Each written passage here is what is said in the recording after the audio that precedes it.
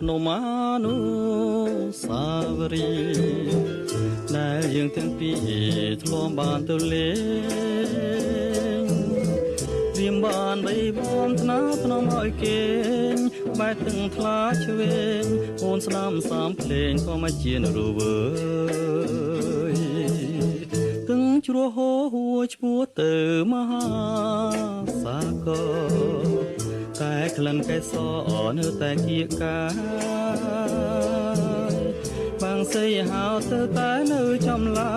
យឬសូលវើយថាអូននេះហើយជាខ្នើយវាសនា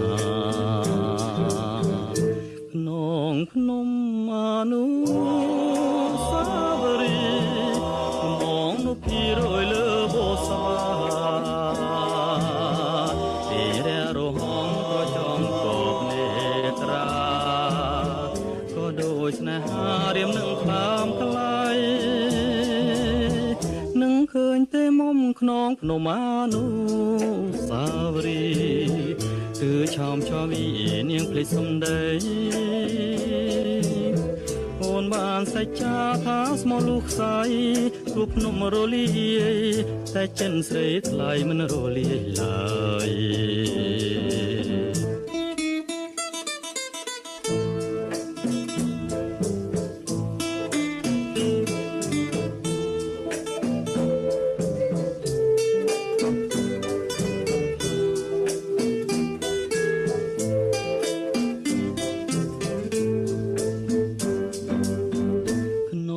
ភ្នំ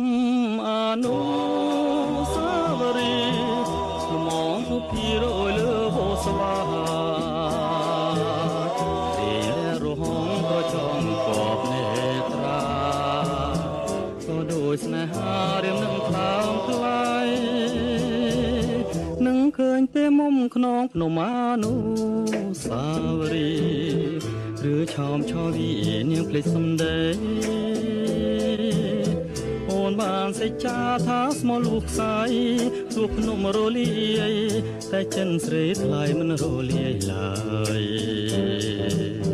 តែចិនស្រីថ្លៃមិនរលាយឡើយតែចិនស្រីថ្លៃមិនរលាយឡើយ